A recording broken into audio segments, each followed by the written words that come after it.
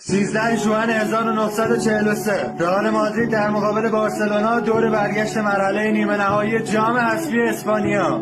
قبل از بازی آقای سانتیاگو برنابئو از هواداران خواسته بود که ورزشگاه چامارتین رو پر کنن. برنده این بازی باید در فینال به مصاف اتلتیک بیلبائو بره که اون سمت والنسیا رو شکست داده. یه ضربه کاشته برای رئال مادرید در دقیقه 5 و حالا پرودن دروازه رو باز میکنه. همون اول کاری نشون میده که توی چامارتین رئیس کیه. ضربه سر رو میزنه، آنتونیو میسازه و باریناگا رئال مادرید رو به گل دوم این دیدار میرسونه. ورزشگاه رو منفجر کرد این بازیکن.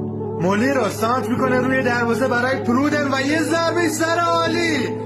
حرکتی رو آغاز کرده آلونسو، یه بازیکن رو جا میذاره، پاس برای پرودن و توی دروازه هتریک. چه آتیشی رو به پا کرده پرودن در ورزشگاه. آلونسو کورتا رو دریبل میکنه، میخواد از همونجا شوت بزنه، ضربش رو دیدنی میزنه، تاق دروازه لوئیس میرا فرو میریزه. چه گلی زده از وسط زمین آلونسو. کاش جایزه‌ای برای زیباترین گل وجود داشت. حالا اونجا ساوتو پاس میده به مولی رو، از بین دو بازیکن میفرسته واسه پرودن. حتی گل شیشم برای رئال مادرید تو راه. آنتونیو بالاخره زهرش رو میریزه. دارن بارسلونا رو تأخیر میکنن کهکشانیا.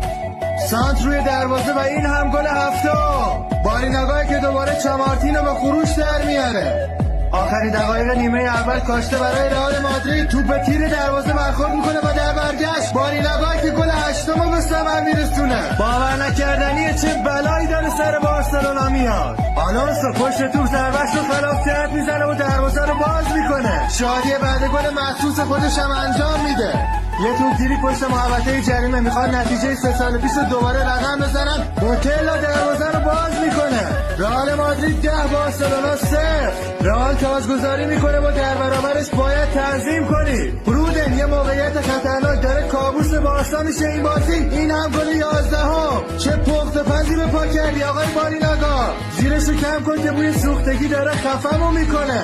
باور نکردنیه، بازی رفت و 3-0 باخته بودن، اما اونا دعا کردن برای معجزه و معجزه از راه رسید. رئال مادرید باشگاه معجزه هاست. دقیقه 89 ماریانو مارتین ضربه کاشته‌ش رو دیدنی میزنه، اما دیگه فایده ای نداره. رئال 11 بارسا 1. چه شبی شد واسه مادریدیا و چه طولانی 90 دقیقه های این ورزشگاه. در تاریخ بنویسید رئال مادرید پادشاه اسپانیا، امپراتور اروپا و سرور تمام تیم‌های جهانه.